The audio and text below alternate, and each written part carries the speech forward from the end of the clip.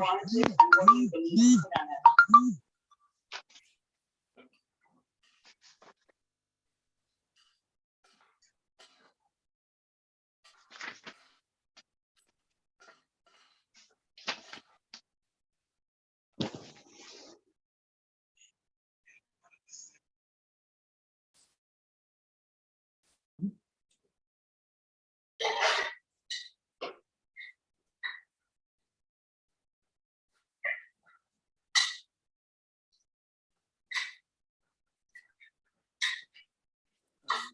And it's 300 people subscribe.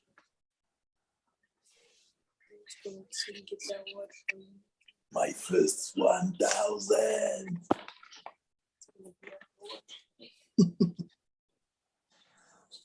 Doctors only or Doctors only. So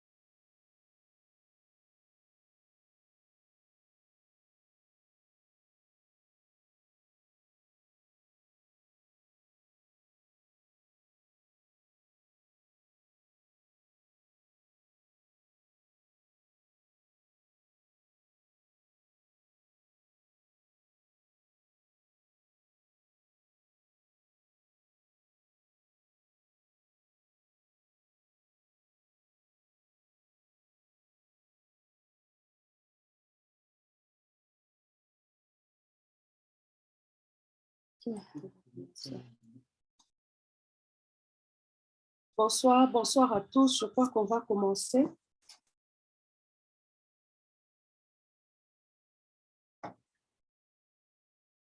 Bonsoir, collègues. Can I have a feedback?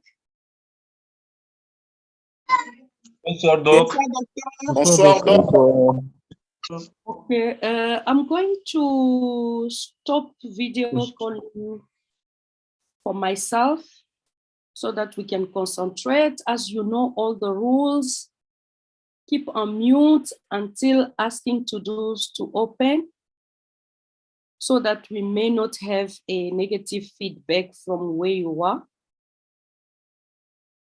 I will try to speak in both languages. Stoppez-moi si vous le pouvez, si vous avez une question.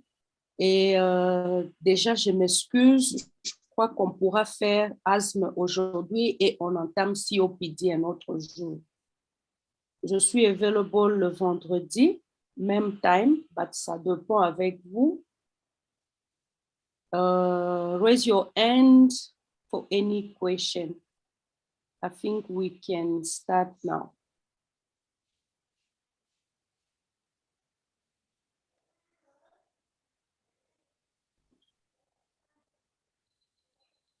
OK, j'ai pris asthme et COPD et on va commencer avec l'asthme et je ne sais pas si vous m'accordez encore, je veux faire COPD un autre jour, mais voyons voir avec l'allure ou le temps qui va nous rester si on pourra finir le 2. Alors, j'aimerais introduire un peu l'asthme, les causes, la pathophysiologie, le diagnostic work-up and then le management. J'ai essayé d'aller dans tous les livres, ça veut dire je n'ai pas gardé South Africa Guidelines seulement, mais je suis partie dans tout ce que je trouvais qui est up-to-date. Et je crois pour le ski, nous allons rester dans South Africa Guidelines. Mais pour le moment, on va voir le management et nous allons aussi ajouter un peu le management que South Africa nous donne, plus spécialement rural au primary FK, sous le point de vue primary FK. OK, nous allons commencer. J'ai défini asthma, it's irreversible. You can see I put reversible in big. Opposite to COPD, where it will be irreversible. So it's a reversible long-term inflammation of the airways that become narrow, swell, and produce extra mucus. Il faut que tu vas envoyer parce que c'était enregistré, mais c'est enregistré quand tu vas envoyer là. C'est que c'est demain, normalement, ils doivent envoyer le message le matin. Je dis que je croyais que tu t'étais déjà enregistré. En fait. Le jour que tu m'as envoyé, quand tu m'as envoyé. Tu peux fermer ton micro, s'il te plaît?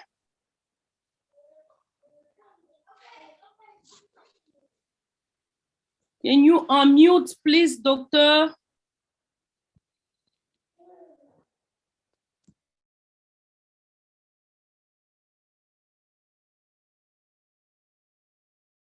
Thank you. For the causes, I have tried, I think, to put it, or what you have to keep in mind is there is 3 different group of causes. The first group will be genetic predisposition. You are just born in a family of asthmatic people.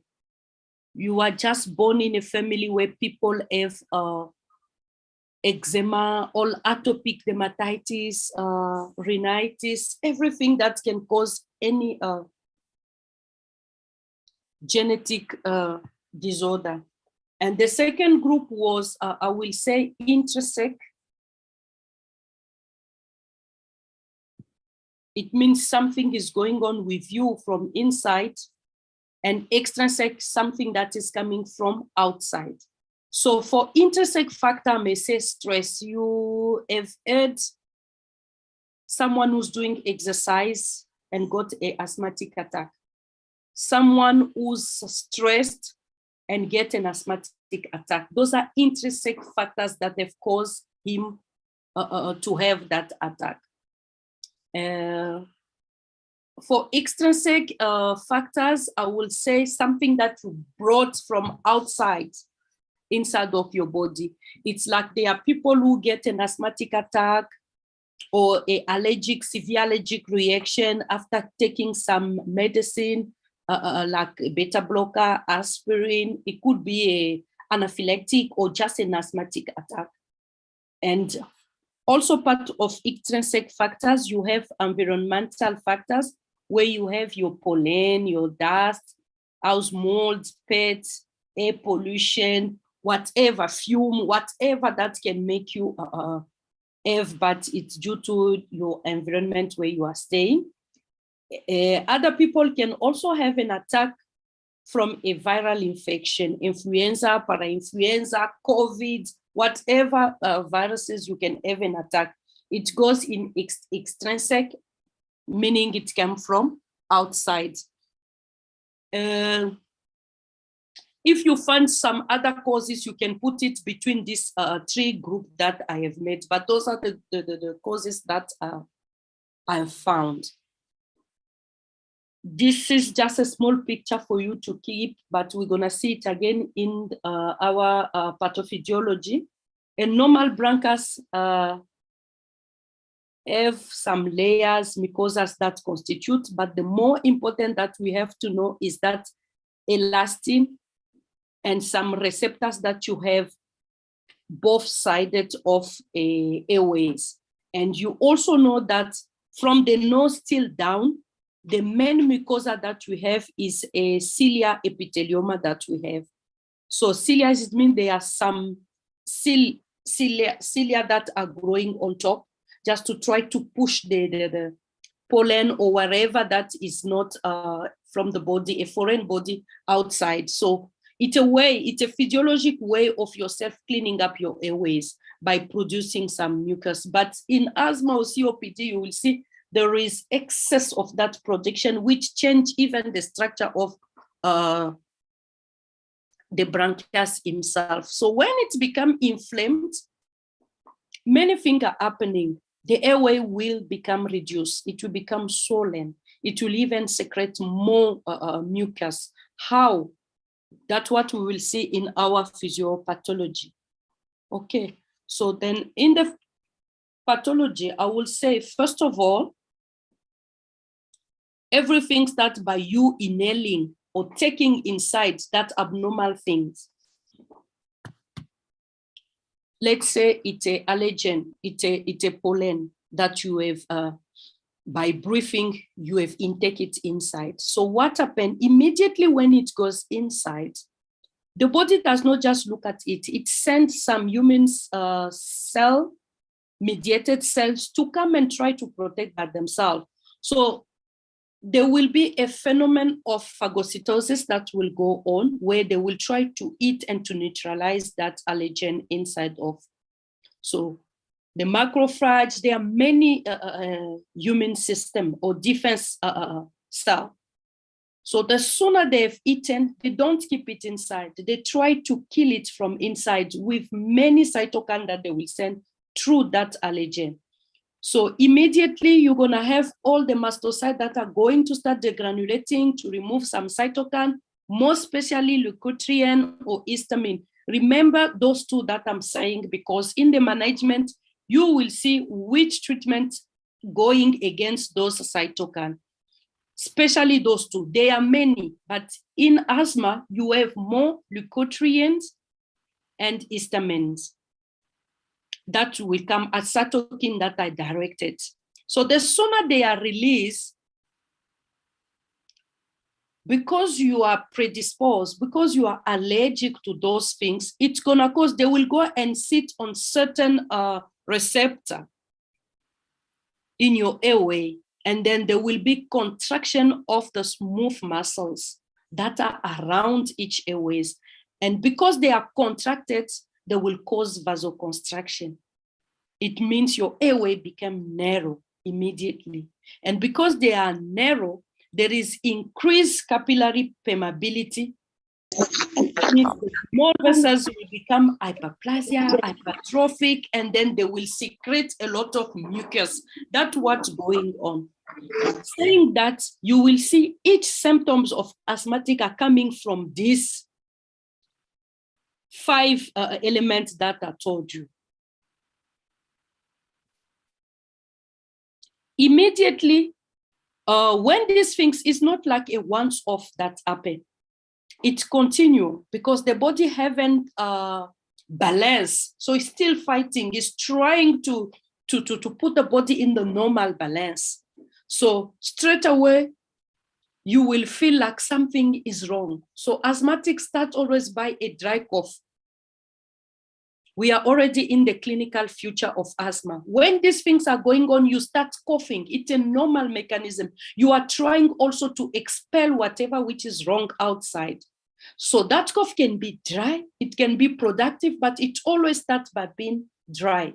And then it will end up being productive because of what's happening around the alveolar, the bronchus.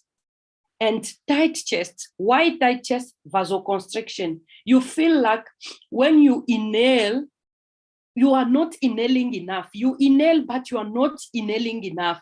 When you exhale, it does not come completely out. So straight away, after those things are happening, there is information that is sent to your brain. There is not enough oxygen going on. The oxygen is going, but not enough. So increase the effort of breathing so that we can have enough oxygen in the periphery. Straight away, you start breathing fast. Your respiration goes very fast because they want to have enough oxygen in very tight airways. And you will see because of that, as time goes by, if you don't reverse these things, you start becoming tired. You are becoming exhausted. So you can't speak, you can't give us long sentence, but they start becoming short. You will see it in classification of asthma. They start by talking, taking brief, talking, and then they start saying only words, and then they won't say, they are not even strong to give you a full sentence, a word, you know that no, things are getting serious. All these things can give you, because of dyspnea or short of breath, it will give you to use accessory muscles. This is what you can see clinically. And then when you start auscultating, you will feel that there is a hyperresonance on your auscultation, and then when you, on your percussion, and then when you put your stethoscope in, wheezes. You will understand why we have wheezes. The airway are very, very narrow, and it gives you a sound when you inhale and exhale. Most of the time, the wheezes are expiratory. It means you inhale oxygen, it managed to go, but when it have to come, remember the airway goes inside of the alveolar. At the end, there is exchange, CO2 need to come out. So when it have to come out, there is too much resistance because of the vasoconstriction. It gives you that wheezes. Sometimes you can even have a click like that's coming, but most of the time you can feel it on COPD patient.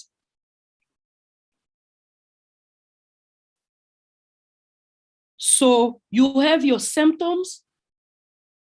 You have seen the cause. We go to symptoms. You will go straight away to a diagnosis workup. Now you are asking yourself, what's going on? What am I dealing with? I can see someone who's not breathing. Is he asthmatic? Is it what's going on? A bronchiolitis, cystic fibrosis? I don't know. How should I confirm that is asthmatic? Remember, most of the time we got asthmatic people who come and says, I'm an asthmatic. I am an asthmatic. This is my pump. Then you repeat the treatment, or you know that it's an asthmatic is using the pump. Let's see. Tell me if it's a first time, you get a 11 years old, you got a 15 years old who come and you don't know. How are you going to say is an asthmatic? How are you going to confirm that it's an asthmatic? So most of the time, I saw a message. I'm going to just try to see it fast and see. Oh no, someone is saying, sorry, it's okay. Yeah, if the person does not say is an asthmatic, how are you gonna say, yes, I have confirmed you are now an asthmatic? So except from the symptoms, the way we talk about, you need to perform some pulmonary function test.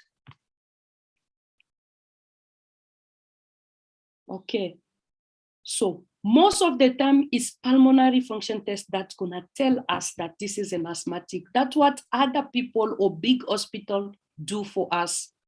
Then they will send to us and say, yes, the asthmatic patient, please continue with management, because this pulmonary function test, PFTs, we don't have them in primary healthcare. Remember, we got only our peak flow meter. Okay, but for the sake of the exam, you need to know that for you to work up, you have to have your PFTs. And for your PFTs, what to do? You have the FEV1. Let me check this, okay. Your force volume capacity, that will be reduced. And the second test is your force expiratory capacity. In 1 second, it will be very, very reduced. But you need to have those two and make a ratio. It means FEV1 over FVC, which gonna be reduced. It will be in between or less than 70 to 80%. So when you have those two tests, first of all, it just say it's an obstructive disease. So if someone blow and you do your spirometry, those two give you, it just say it's an obstructive airway disease. Now you still have to continue and know, is it asthma or is it COPD or what is it? So you need to carry on with a second test. Your second test will be now, you're gonna give one bronchodilator, any. We like to start with your SABA, which is your short-acting beta-2 agonist. Okay, your your short-acting beta-2 agonist, it's your salbutamol. Retain it down, write it down. The short-acting beta-2 agonist end up with it all. Salbutamol or Ventolin is the same. Phenytosterol, don't tell me paracetamol, you're gonna fail.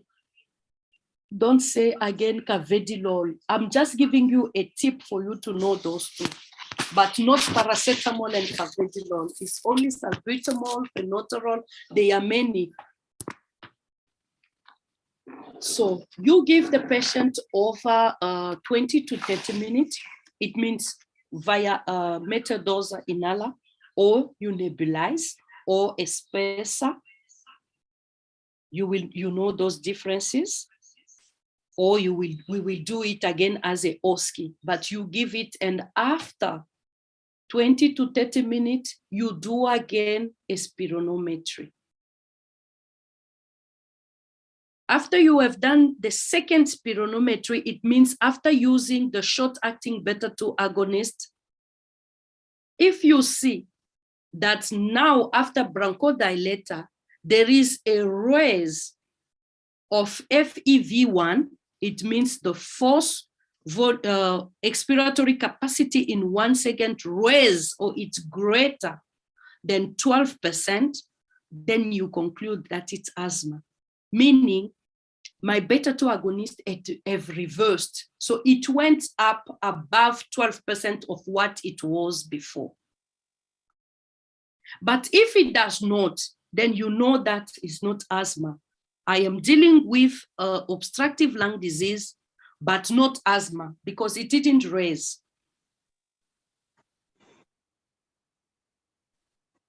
Are we clear so far? Or am I fast?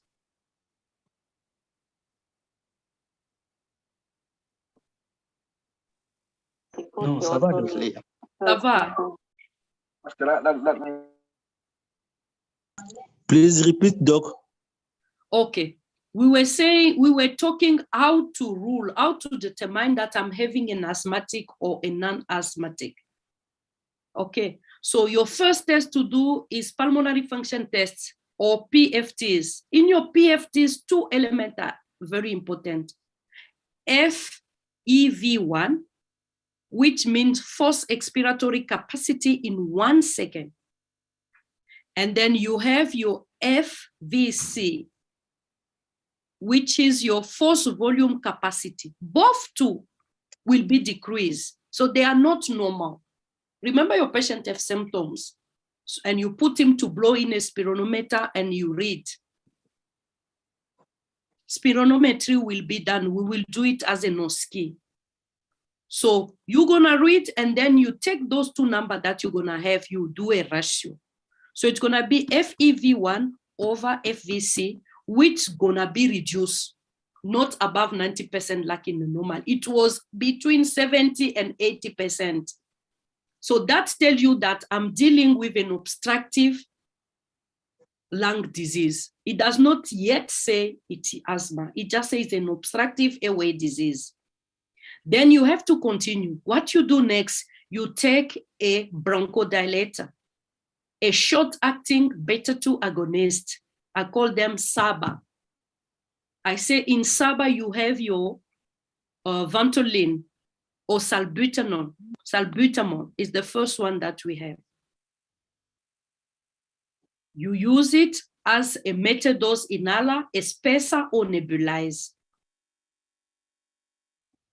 You give him after 20 minutes or 30 minutes, you repeat again your lung function test. You will see it has improved. It's greater than 12% of what it was before. If it's greater than 12% of what it was before when the patient arrived, then you are dealing with asthma. That's why you confirm that it's asthma. It's not any other obstructive lung disease, it's asthma. Why? Because it have responded well to your beta-2 agonist. It have responded well. That's why I say asthma is a reversible. It reverses with the beta-2 agonist. It reverses with bronchodilator. So if, let's say, after you have nebulized 20 to 30 minutes, then the patient do again PFTs, it means lung function test, it blows again, it is not greater than 12%, then it is not asthma, it's COPD or any other obstructive lung disease, because there are many. It's not only COPD. It's not only you have the fibric cystosis. There are many, there are many. There is another test that when I was reading about, people are doing, but I never see it done before. We call it metacolin challenge test. It means the patient comes, you give him that metacolin, which is also a cytokine. The patient's going to vasoconstrict. After the patient constricts, then you make him blow. You will see that the patient FEV1 over FVC will be less than 70 and 80.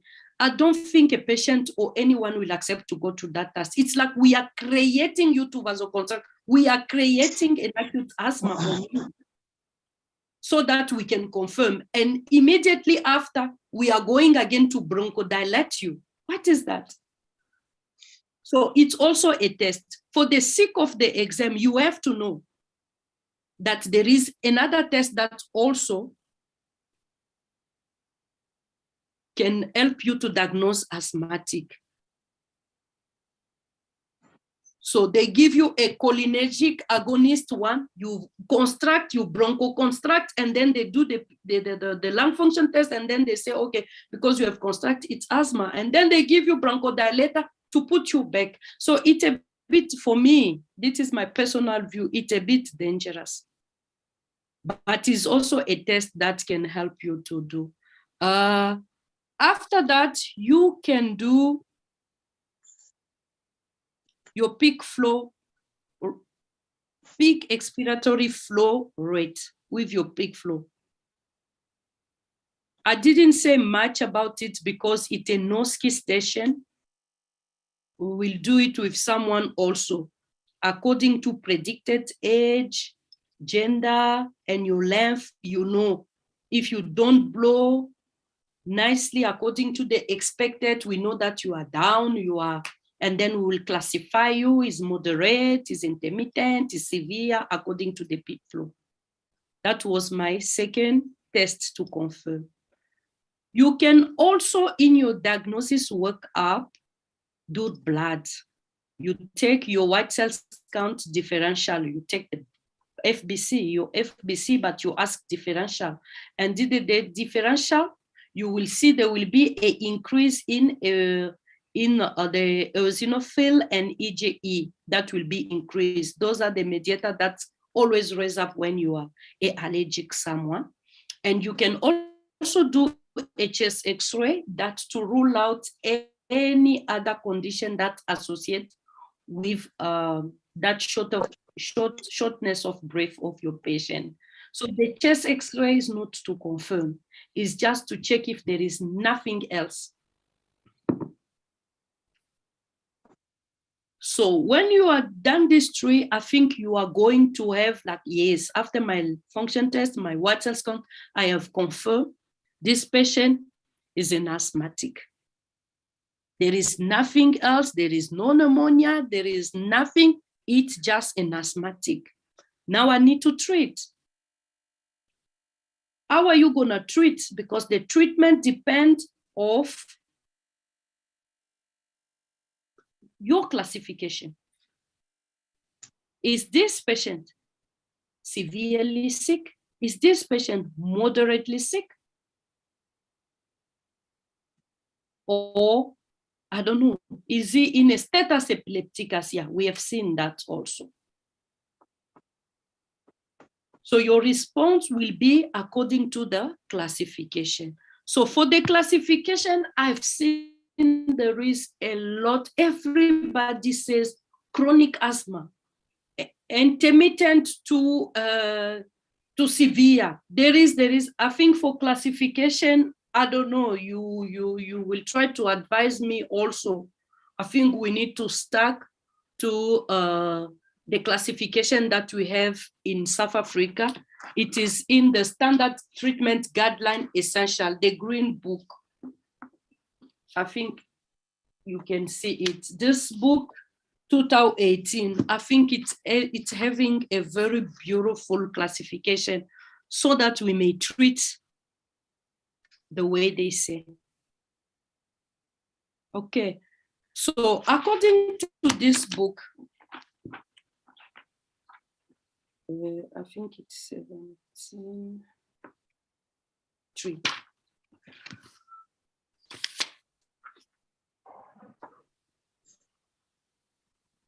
According to this book, they've classified, I think I put it, assessment of severity of acute asthma. You have mild intermittent asthma, you have mild persistent asthma, you have moderate persistent asthma, and you have severe persistent asthma. So probably you will ask me, doctor, how should we see that? The book gives you to check, first of all, day symptoms, night symptoms, and the value that you're gonna have with your peak exploratory flow rate.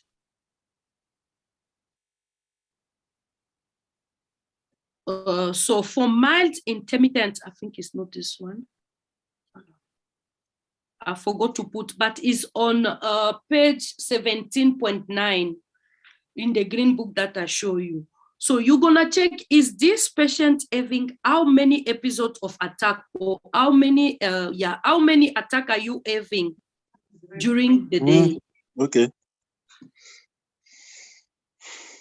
If you have greater than 2 episodes daytime cough per week, then you are mild intermittent asthma. But when it starts going to 2 to 4 episodes during the day with tightness of chest on other side, you are in mild persistent. When it's above 4 during the day, you are in moderate persistent, and when it's continuously during the day, you are just short of breath. We say you are in severe persistent. Now we check also night symptom. Really, I will encourage you to go in the book and see. So for night symptom, there are people who have less than one night symptom of cough or wheezes, and then they can use their pump if they were diagnosed before, or they can say, doctor, it's happening most often at night, at least once a week, or 2 to 4 times a week, or it's continuous every night, I can't breathe. You know that this patient is in severe persistent. Our treatment will go according to this. Now we will say how to treat then in this case. As family physician, prevention is better than cure. Always check that. So in your prevention is when you are taking your history, remember you check, do you smoke? Are you living with who? Do you have pet? Do you have carpet at home? New perfume? If you change your lotion, something like that, to find first, is he having an atopic skin? Or is he having allergic rhinitis? How many times did you sneeze if someone put perfume? But most of the time, there are patients who are so talkative. When they come, they give you a lot of information once. And then you're gonna explore them. You're gonna go with your tell me more. So you know what to touch. In winter, we have a lot of asthmatic attack. Why? There are people who are still warming up the house with wood. So the fume make them to be sick. What are you gonna tell him? It's very cold. How are you gonna change things around? You understand? Others is when they are using paraffin stove to cook at home, the fume of paraffin make the child or another to have attack every time when they use the paraffin. So you're gonna have a lot of cues to use. So first of all is you need to say, can we try to remove this? Like, could you please ask your partner to smoke outside? And when he came in, he have to remove even the clothes and have a shower or a bath, because wherever he come with the smoke and the smell, that's why you are having your attack, something like that. You will maybe ask me, doctor, what about if they are using wood in the house to warm up? You're gonna try to advise them, don't use fume, but how about using the hot water bottle? If they don't have money, try to fabricate one. Take a 2-liter empty Coke bottle, put on water. So put your firewood outside, put a pot on top, warm up, boil up water, put in the bottle, cover them with something, don't get burned. And then you use, try to give those measures. So you need to really avoid contact with whatever which is your allergen. Run away from whatever that irritates you. If it's pet, discuss with the family. Are we gonna keep this cat or this dog in the house and allow someone to be sick all of the time? So after all those measures that you have implemented and they are successful at home, you're gonna start treatment. So as I told you with the treatment, we always prefer in asthma, inhale things. First of all, we can go to IV, oral things after, but first of all, inhale. It means whether you nebulize, whether you use a spacer, whether you use the metered-dose inhaler. The first one that you start with is your SABA. Short-acting beta-2 agonist. Salbutamol I give you is the one that everybody loves. What do you do in that case? The patient is with you. You have done your lung function test. Then you have to teach him how to use that endoscopy things that we will do later. If you are using, let's say we are in an emergency room. Yeah, we are in an emergency room. Okay, you want to use a nebulizer. Okay, you know the chamber of the nebulizer mask. You're gonna take 1 ml of salbutamol because it's liquid. If it's not in the small vials, it's liquid in a 5 or 10 mils bottle, vials. You withdraw with a needle, you put 1 ml, with 4 mils of normal saline. You close, you plug it on oxygen, then you leave the patient doing that. After 20 to 30 minutes, you are going to review your patient and see if there is any release. While you have started to do that, don't forget, have in your mind all the side effects that salbutamol can do.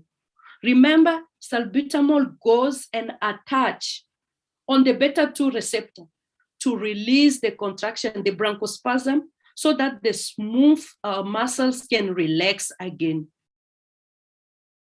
So it does not say only on the muscles of the bronchus, it can touch all other smooth muscles everywhere.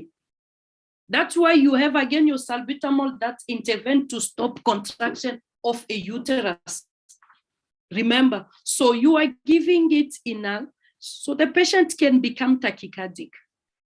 Mind that, or warn the patient about that. Others are very also sensitive, they can develop tremors. So I've seen some question where they ask side effect of salbutamol.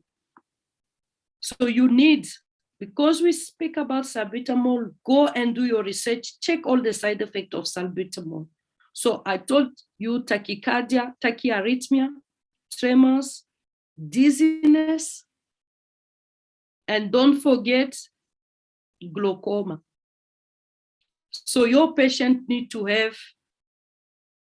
a pressure control in the eyes. It's not there in casualty. Remember, you have confirmed he's an asthmatic. It can come with attacks. So it can come not once, but more you are nebulizing that patient at the end of the day or after a week, after a month, after 6 months, develop a glaucoma. It's salbutamol.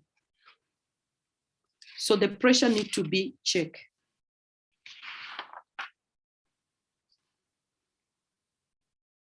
Okay, after your SABA,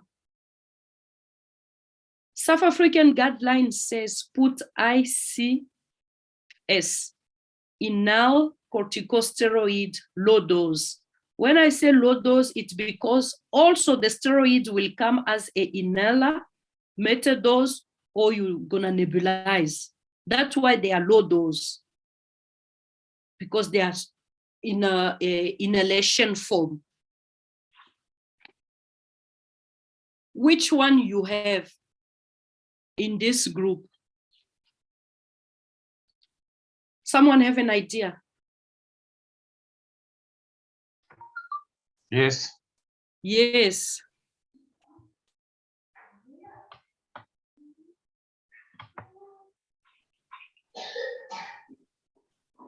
Someone have an idea? Give me an example of one low dose Prednisone. steroid. Come again? Prednisone. Prednisone is an oral, Yes. not an oral.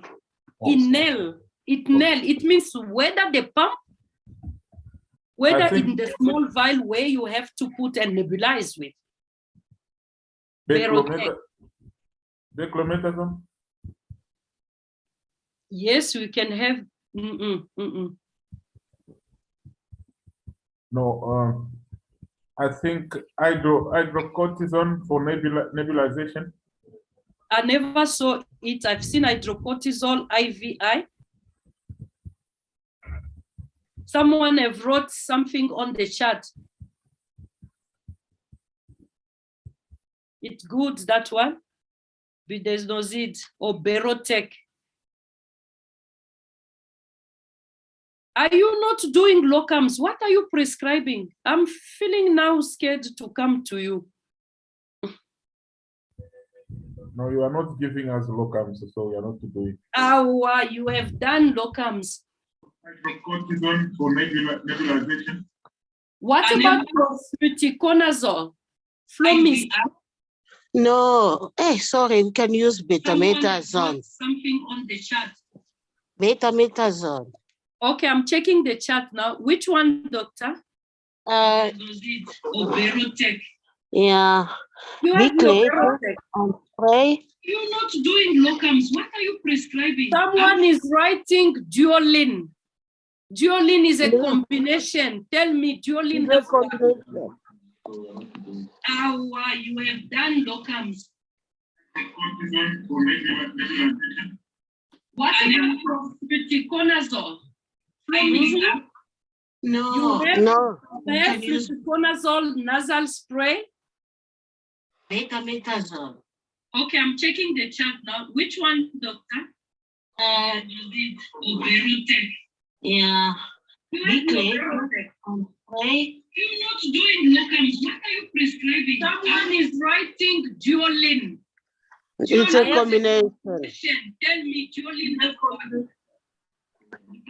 You have done locums.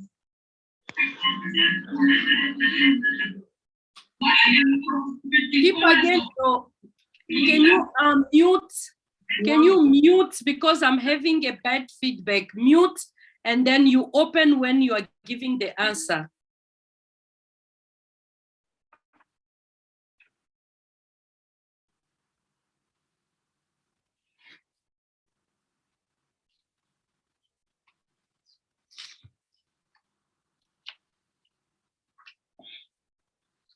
Duolin.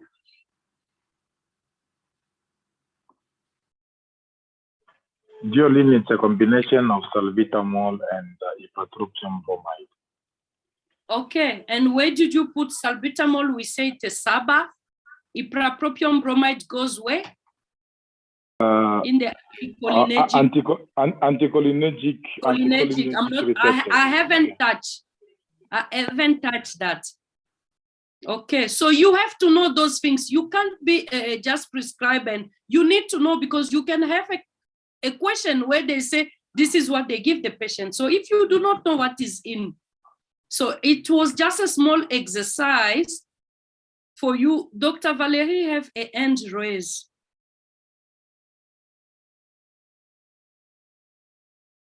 Dr. Valérie. Pardon, donc j'avais levé ça bien avant. J'ai oublié d'enlever ça. C'est devenu monumental. Hein? Could you please okay, thank you. Duolin est une combinaison. Nous ne sommes pas encore arrivés aux combinaisons.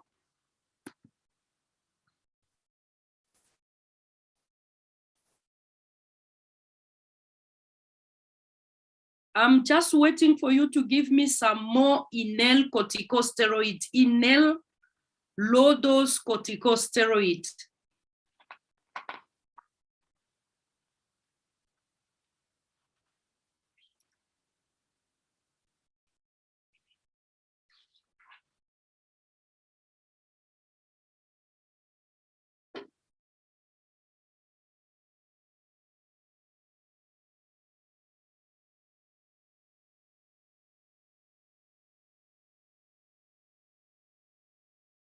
OK, nous allons passer, ça sera alors votre exercice.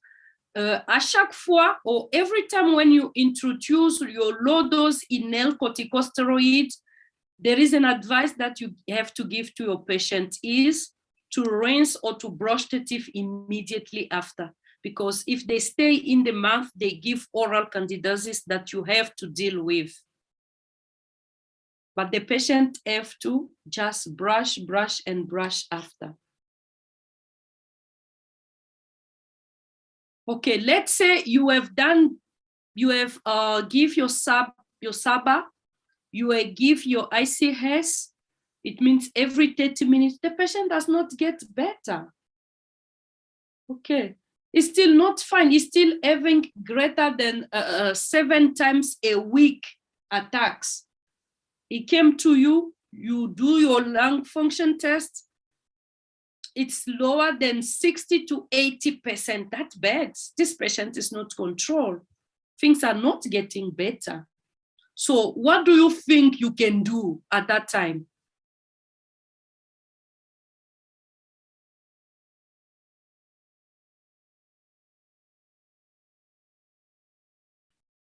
Can someone try?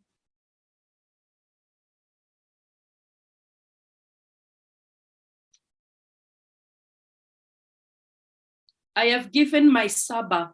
I have put in a low-dose corticosteroids. This patient does not get better. His lung function tests are just becoming worse. I need to put in other things. What do you think would be the problem?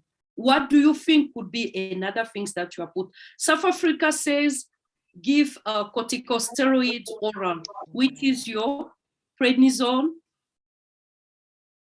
Prelon, methylprednisolone, oral, and they give the dosage of 40 milligram, start there, and then you're gonna discharge him again for 7 days. That's South African guideline. But in the new asthmatic, association, they say you can add a third one. So it means SABA, ICS plus LABA. What is LABA? LABA comes from long-acting beta-2 agonist. Now, what is the LABA that we have? Those are the formoterol, salmeterol,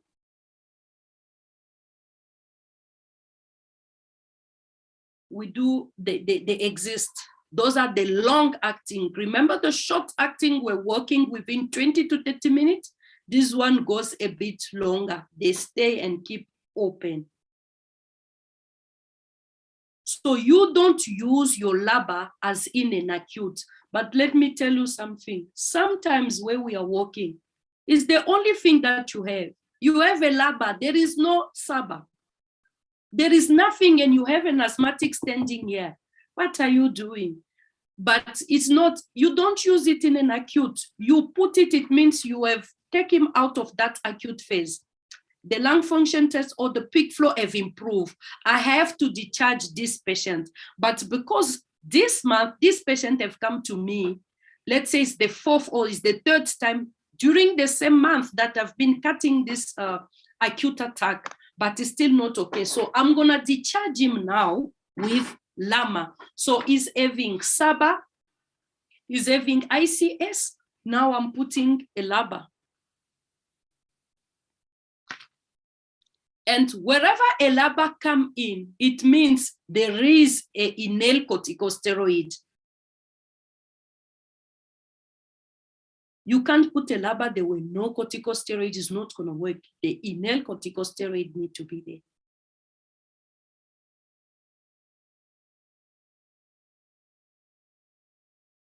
Okay. Let's see now. This patient is in a severe attack. It means all day he's just having attack, he's breathing very fast, he can't, now he decides to come to you. Through all night, day is just, you do your lung function test, they are below 60%, that's very terrible, below 60%. It means the patient is now talking in words.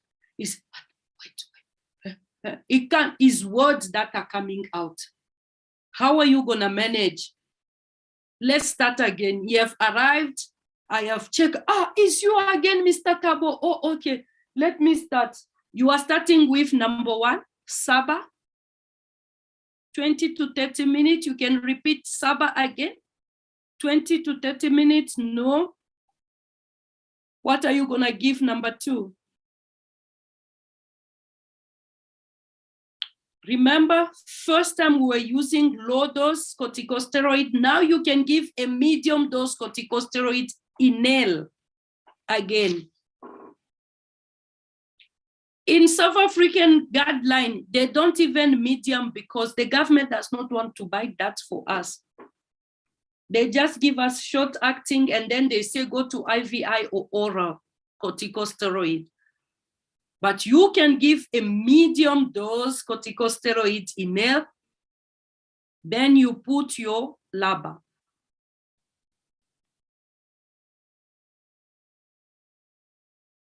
If everything is reversed, the patient is okay, you discharge him like that. Remember your SABA are per request. You start with low dose. Inhale corticosteroid, I insist inhale before oral. And then LABA.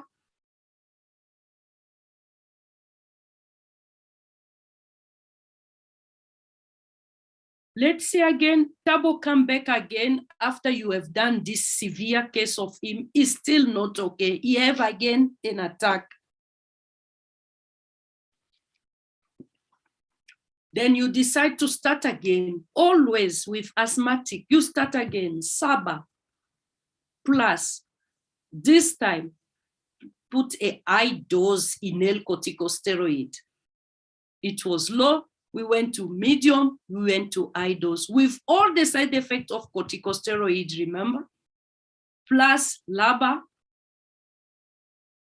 Then you can discharge again with your oral corticosteroid, or there you can give an IVI corticosteroid.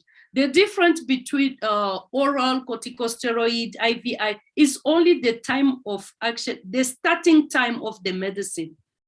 Otherwise, there is no difference. If the patient have eaten, know that your prednisone will start a bit later than when you give IVI.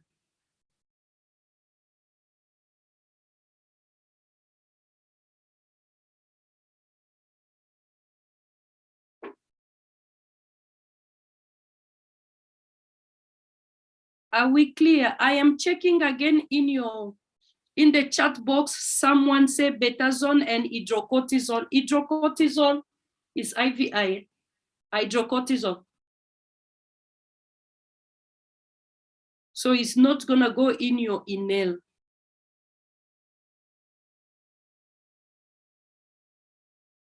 Mometazone, cyclizonide, flunizolide, fluticasone, they go in the low dose, but memometazone, I don't think is in the low.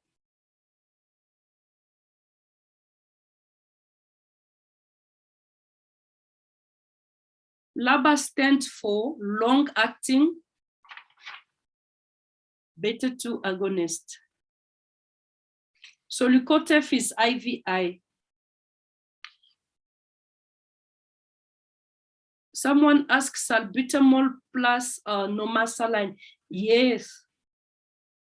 If you have salbutamol in a vial, most of the time is a solution of 5%. So just take 1 ml and then put 4 ml of normasaline, then nebulize. Remember, you can't give it dry without diluting. It's gonna give too much tachycardia. That's why we put it in water, in that normasaline, and then in the chamber, then you put on 8 liters of oxygen, plug in the wall or a cylinder, and then it starts nebulizing on the nebulizer mask, with the nebulizer mask.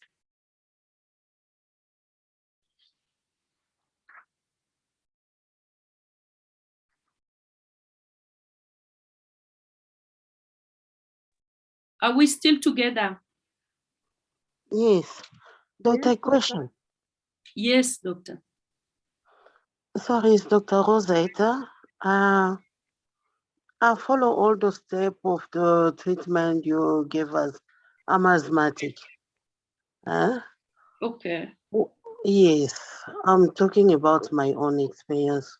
Mm-hmm. When once I went to the hospital at Southern Hospital, I was not even able to talk, very weak and tight chest.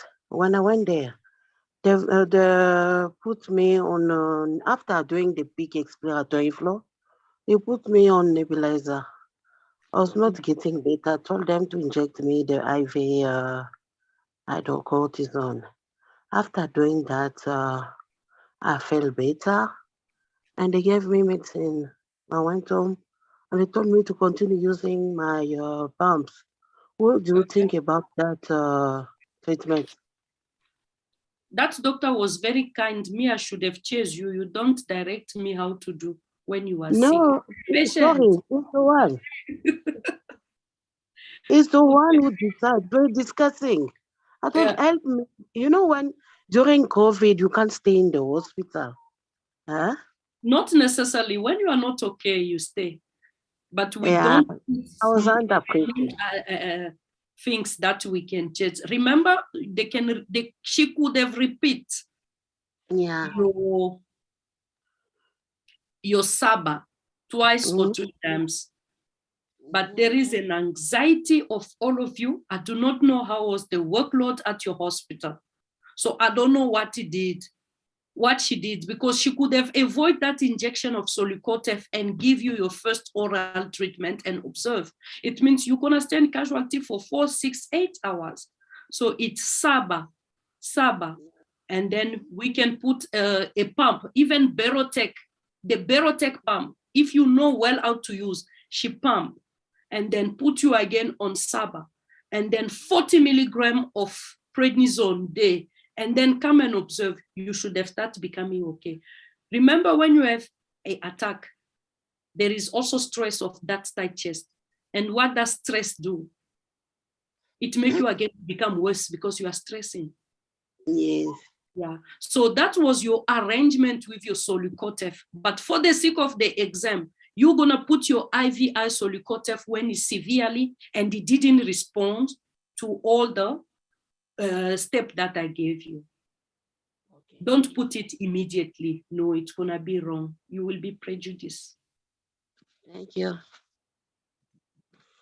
Remember, your corticosteroids decrease immunity as time goes by. Who want is immunity to be decreased this time of COVID? We want it to kick in. So use it wisely. Corticosteroids cause fluid retention. Corticosteroids give you hypertension, hypoglycemia. It shifts your, it's salbutamol that shifts your potassium in. Steroid psychosis. Those are the things that you need to know. Thank you. Okay. Any other question?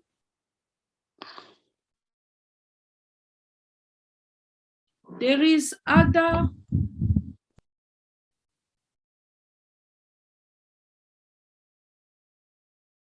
Uh-oh. What did I do? Sorry. There is other option that exist. In government, I'm not sure, I never saw them. But in private and for the sake of the exam, you have to know.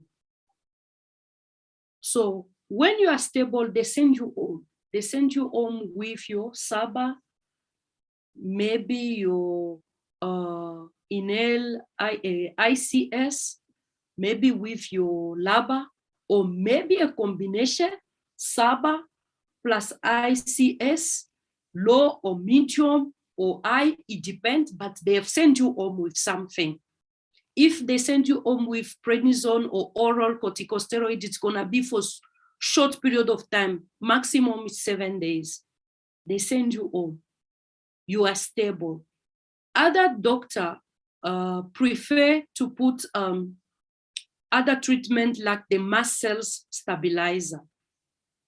They try to stabilize your cells not to have the granulation. Because you are stable, they give you. It's like cremolyn sodium, but it's quite expensive. I don't know if, I don't think everybody can afford. Other people use leukotriene receptor antagonist, Montelukast, or singular. You will see a patient come, I'm an asthmatic, what are you using? Singular. You start asking, using singular, is it a LABA? Is it a SABA? Is it a what? No, it's a leukotriene receptor antagonist. You will never start with this one. They put this Montelukast only when you are stable. So we are trying to keep you stable. We don't want you to have attack. And all patients that I've seen on Montelukast, seldomly they have attacks because they are quite stable. Nowadays, they say in America, you have to go every 2 weeks or every 4 weeks for anti-IgE. They just give it treatment you won't be. It's like they are trying to take control of your allergy. We won't have any IgE that's excited and become overwhelmed in your blood. They just give you anti-IgE. We don't have it here. Those are other option that people has. You need to know about them. Let's see a patient who's having a severe attack, who came with a severe attack. It means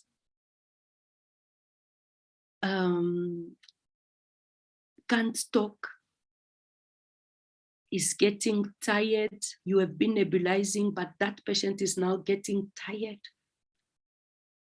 You don't have to do the pulmonary function test. You rather try a peak flow, but if he can't, don't force, just start with your SABA and check. So let's say you have gone with your patient one, the SABA.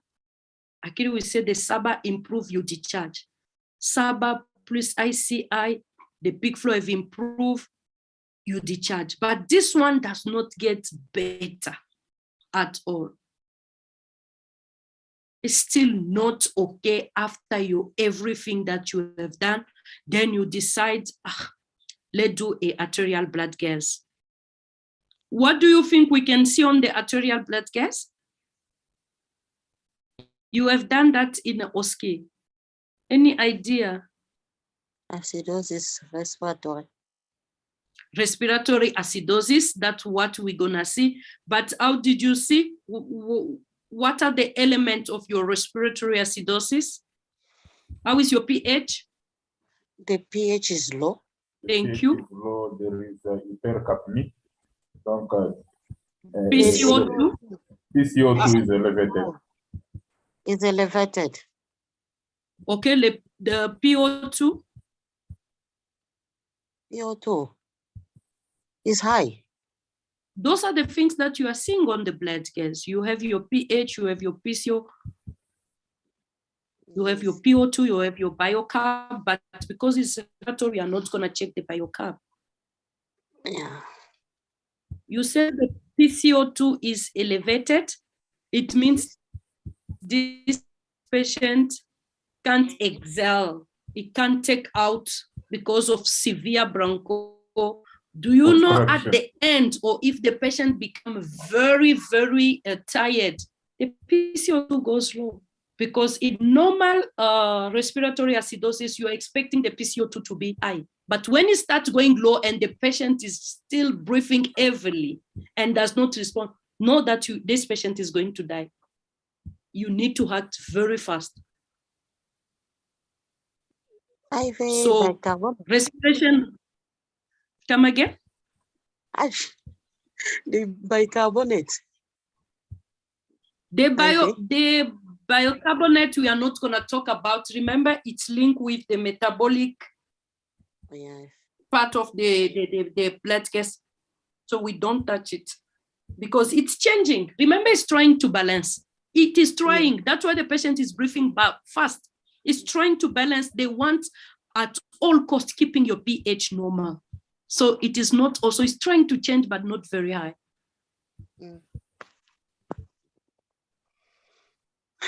This patient is exhausted, completely exhausted. You put your pulse oximeter, 85%. You do your peak expiratory flow rate, 85%. It's going to 80, 85, 80, 82, peak flow, 25%. You auscultate your chest, it's silent. There is no wheeze, there is nothing, it's silent.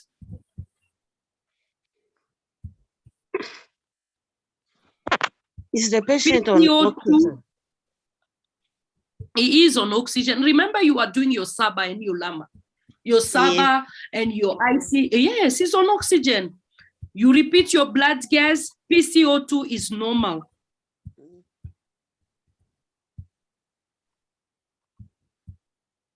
Is on IV line. I already put everything, but this patient is just getting exhausted. No. Can someone help me to manage this patient?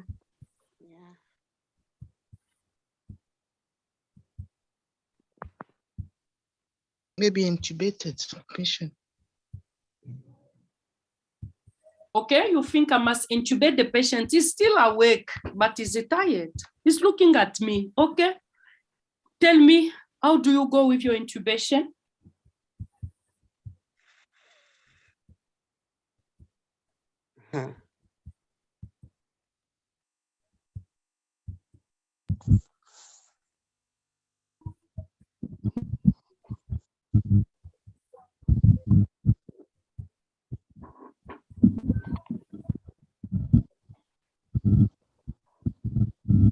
Come on, guys, try. There are people Sorry, Doc, what if who we are consider that asking the where I'm patient going. is, Come again? what if we consider that the patient is in imminent respiratory arrest, but is not yet to be intubated or go into the ICU and treat as such? You don't have an ICU. You still have to call the ambulance again. That patient is in casualty with you. You have been nebulizing. It's not getting better. So now the picture that you have is the picture that I gave you.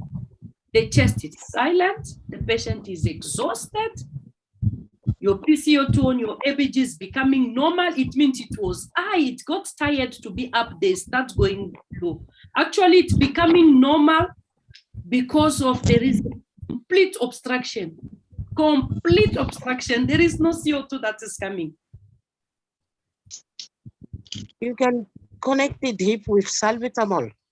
Okay, we go again to Saba.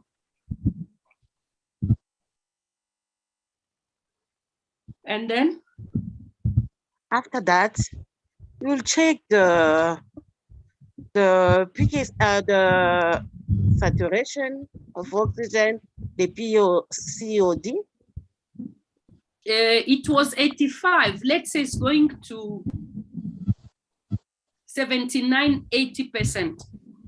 Yeah, there's something you must add there, but what? I forget. Okay, I will put an IV line and I will give my Solicotev, IVI Solicotev, IVI corticosteroid while he's still on nebulizer. Which position are you putting your patient? On the bed? Semi-foley. Yes, but they always says the position that suits the patient, that the one that you gave. If the patient wants to sit and lean forward, allow him. If the patient wants to be a bit, allow him. Don't disturb the position that he feels comfortable in. Okay, I have my IVI corticosteroid. There is no improvement. Actually, this patient is going to imminent cardiac arrest the way you say. So what is that condition whereby you have done everything, the patient does not respond? There is a condition. It's an emergency. I want you to go in that condition. Then you give me the treatment that you do. Have you ever heard about status asthmaticus? Status, yeah, status asthmatic. What is status asthmaticus? What is that? That patient is going to a status asthmaticus. You are having a patient who's not responding, actually. When you hear silent chest, it means complete obstruction. Is a status asthmaticus. It's not responding. What do? Let's go. Number one, we have give Saba, we have give IVI corticosteroid, still is not okay. I think on this time you can use your anticholinergic, your iprapropium. You can even mix. Remember your Duolin? You can continue every 20 to 30 minutes Duolin. Don't stop.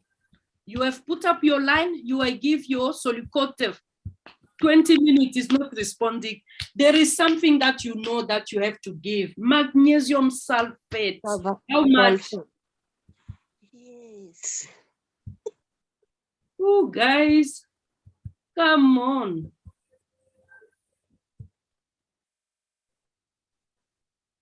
Have you ever heard something about theophylline? Yes. When are you using theophylline? No one asked question about theophylline. I didn't say anything about it because I'm expecting that question to come for you. South Africa guideline does not have theophylline in asthma, but I have theophylline in COPD. But we were using it before theophylline. But you need to give your magnesium sulfate and observe again the patient for the coming 20 minutes, doing your ABG and looking your saturation probe.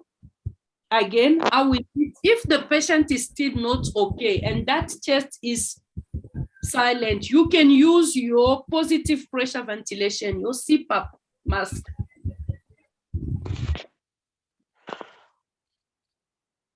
After your CPAP mask, you check again, the patient is not okay, is getting too much tired, is going to arrest, and then you will be in trouble.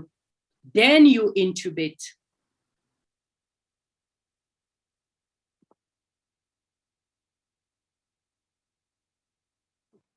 So we are not going to mechanical ventilation. Probably someone will talk about it, I think, in your OSCE.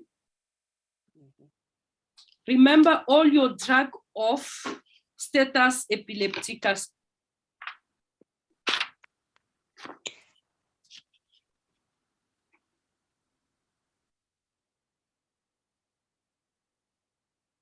Are we okay?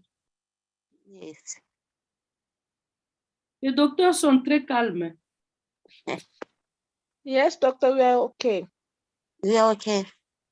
On est en train de digérer, on va bloquer. Est-ce qu'il y a à bloquer? Sorry, doc. Sorry, doc. Is it possible to repeat the treatment for the imminent respiratory arrest, status asthmaticus? Imminent Please. respiratory arrest and status asthmaticus are not the same. Give me 1 minute. I will take the small emergency book. Book, I have it here. Okay, open.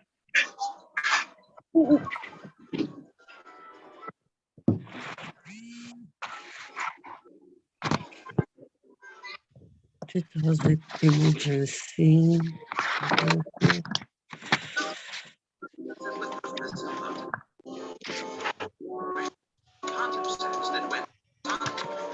Someone have music there.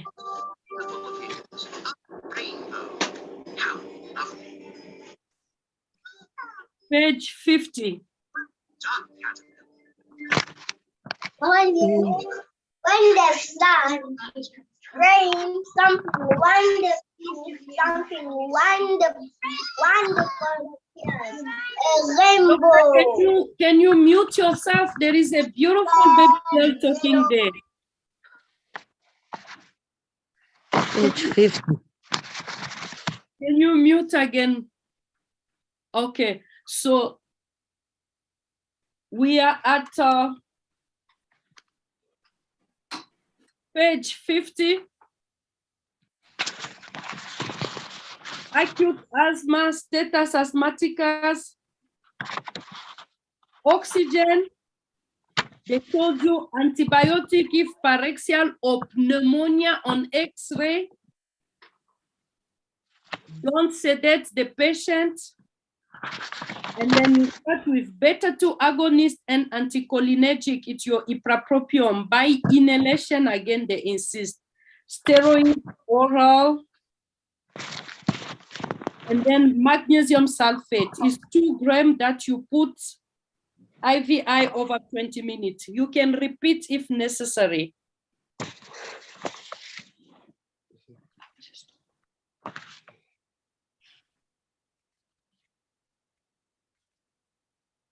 Sorry, doctor. Mm-hmm. The emergency book you use is which edition? 2017. Oh. Which one do you Okay. have? Is there a recent one? Maybe I'm late. No, the old one.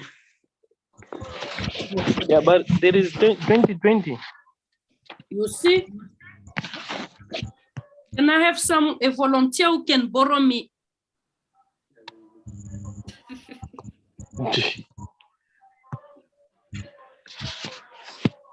I can share it. Thank you. Docteur, si vous avez le temps, s'il vous plaît, après ce qu'on a fait, allez relire et mettez les idées déjà en place pour l'asthme. S'il y a même moyen, jetez un coup d'œil dans les Green Book pour les OSCI, le peak flow spirométrie, et faites aussi le status asthmaticus already. Comment est-ce que vous allez donner le traitement?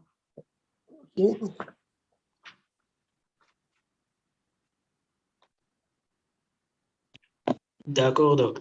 Parce que ce malade, s'il est en status épilepticus, vous le ventilez, vous avez 1 à 2 jours, il doit rentrer et connaître la cause et puis le réveil et puis vous deviez le discharge. Donc, il faut connaître encore les traitements que vous allez donner.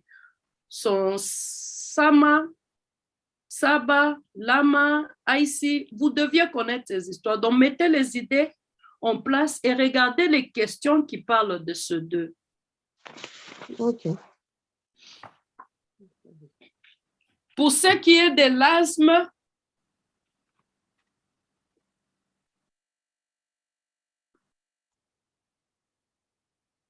je crois qu'on a fini.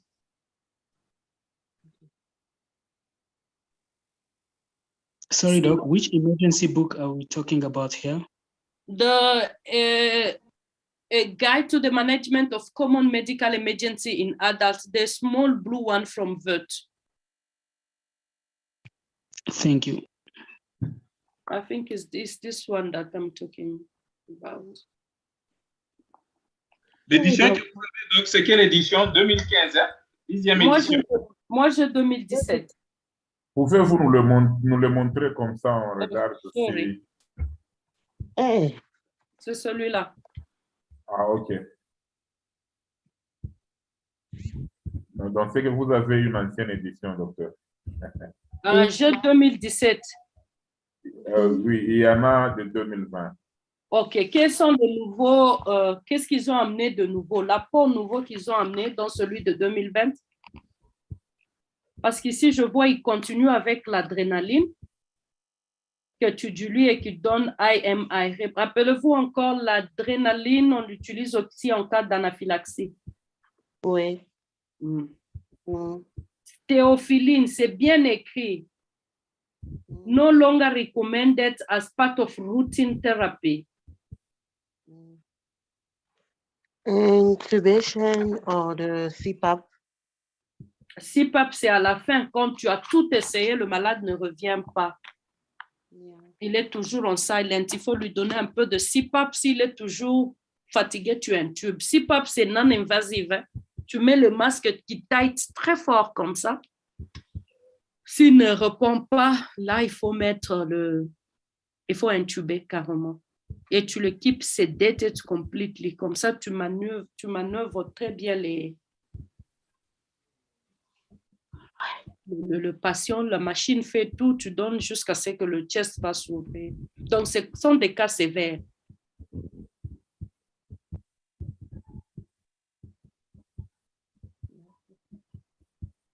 Any other question sur l'asthme? I want to know what sedatives are contraindicated. Le malade a besoin de son drive, hypoxie drive, il doit respirer. Tu le fais endormir, il va respirer comment? Il va mourir maintenant. Oh, thank you. The airway are very tight, are constricted. He can't breathe. So he needs to be awake for you to see where are we going. If he's sedated, how are you even going to do your peak flow? You're going to sedate the patient for immediate intubation. When you want to intubate immediately, that patient getting tired is going to imminent arrest. It means everything are going low now completely. Then you do a rapid sequence intubation immediately. That way you give your intubation, you give your drugs to sedate, to paralyze, you intubate, you put him on the machine immediately in less than 2 minutes. Actually, it's 10 seconds. You already done all those things. The patient is on the machine. So don't sedate a patient who's looking for a position. Don't. It's not a good idea. Et puis la plupart des sédatifs, docteur, déprime le centre respiratoire pour un patient qui désature déjà, et puis vous donnez les sédatifs, c'est-à-dire que vous aggravez la désaturation. Vous aggravez la condition à cause de la dépression du centre respiratoire qu'amènent la plupart des sédatifs. Mhm.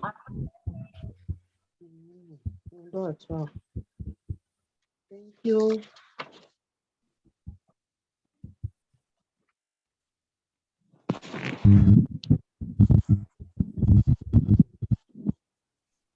J'ai une question. J'aimerais savoir quand est-ce que le bronchial thermoplasty is done? Bronchialplastie, thermoplastie. Yes. Non, je ne connais pas ça. Je n'ai pas encore travaillé dans des grands centres respiratoires. Donc, j'ai fait level 2 and primary healthcare. Je n'ai pas encore vu un bronchial thermoplastie. Et quand j'ai fait mes recherches avec les autres universités, je n'ai pas vu. C'est quoi la thermoplastie là? On est en train de faire quoi? On change carrément toutes les branches. I'm not sure. I don't have That's why any idea, doctor. I wanted to hear more from you. No, I don't have any idea. I will maybe probably check again for you and then I will come back to you. I can't lie to you. Okay, thanks.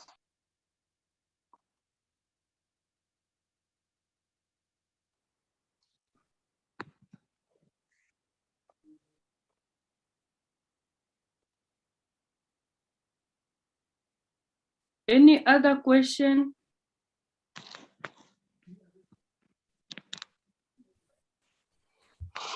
Je pense dans les bronchial thermoplasties, c'est au fait juste un traitement qui est en train de viser les muscles lisses à une des langues. En tout cas, je ne sais pas tellement ce qu'on fait, mais je sais que le principe est basé sur la chaleur pour essayer de shrink les muscles lisses so it can't tighten and cause asthma symptoms. Je pense que c'est un traitement a posteriori quand on a déjà stabilisé un patient qui est par exemple dans un état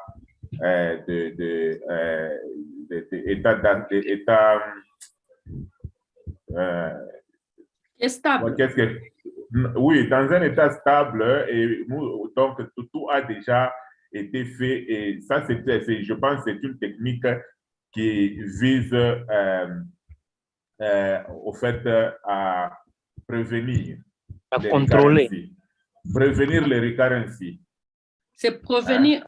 Okay, what I always do is, now that you give me this word, je veux lire et nous allons chercher la meilleure évidence base. Je ne peux pas prendre Google, Dr. Google ou Dr. Et commencer à vous dire. Donc, il faut faire une évidence, il faut chercher l'évidence base qui va soutenir ça et ça va nous dire quand est-ce qu'il faut le faire et où est-ce qu'on le fait, qui le fait. Medical doctor ou bien pulmonologiste. C'est pourquoi est-ce que ça intervient? Je vais checker. Mais dans nos guidelines, docteur, comme on est en train de préparer les examens, je ne pense pas que on peut aller jusqu'à ce niveau-là de bronchoplastie. Donc, je ne pense pas qu'on peut aller jusqu'à ce niveau-là.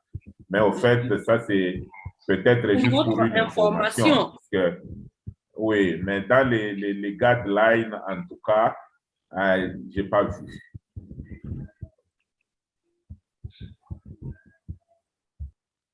Bon.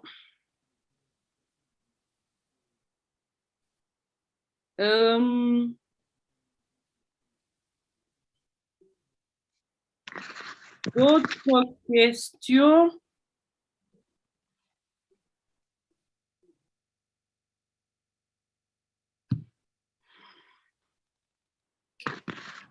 Can you see my screen? Am I sharing the screen or not? Yes, you are. Ah, OK, OK. You are sharing, doctor. On a dit qu'à 21h, on devait s'arrêter. Je ne sais pas, si je commence avec ça, on ne va pas finir. May I please have another day? Yes, Doc. No problem. No problem, doctor. Je vais essayer d'aller vite la fois prochaine pour qu'on fasse aussi les questions parce que j'ai répertorié quelques questions de, je crois, College of Medicine et les autres sont, je crois, les anciennes questions sur asthme et COPD.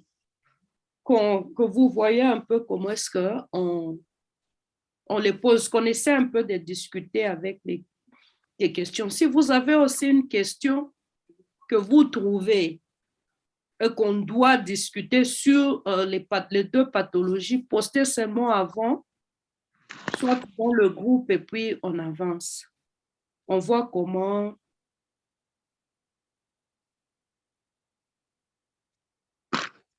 résoudre cela. Alors, je ne sais pas, tomorrow it's going to be a bit difficult for me. Can we take Friday at the same time? We finish with this COPD. Okay. Yes, doc. That's fine. That's fine, doc. Yeah, I don't have also a lot of things. It's just small.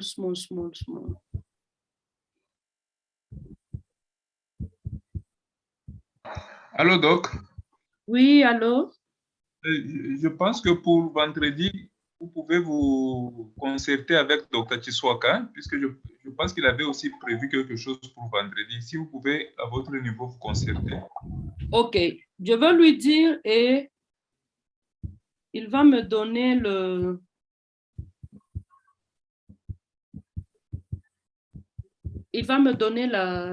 le jour. S'il prend le vendredi, je vais voir si je vais prendre la semaine prochaine. Je ne sais pas, est-ce qu'on va laisser l'OSCI ou ça sera mieux de faire aussi les OSCI directement? C'est pour quand les examens?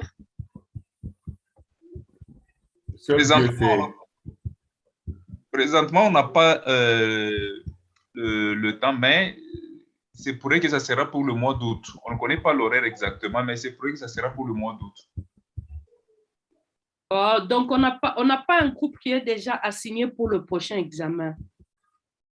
Non. Pas encore. Ah, OK. Mais il faut être prêt parce que, rappelez-vous, la dernière fois, on leur a dit à quelques jours. Heureusement qu'ils étaient prêts. Parce que moi, j'allais decline. Il y a le facteur stress, on te dit c'est l'examen dans 2 semaines, tu ne sais plus qu'est-ce que tu revois. Mais si tu avais des idées bien placées, tu peux y aller. Alors, je ne sais pas. D'accord, je vois encore quelques messages dans le chat box and then I think we will. Salbutamol, broncho, thank you. Okay. Bronchial thermoplasty. Bronchial thermoplasty, I'm writing it down so that next.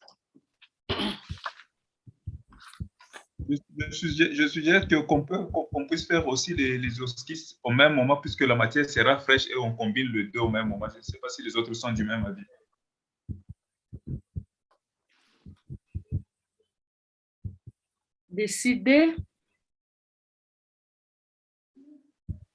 Décider, on voit parce qu'avec ça, vous avez combien d'OSCI? Emergency, c'est status asthmaticus. Tu as le peak flow, tu as la spirométrie, tu as le EBG. Donc, tu as 4 OSCI.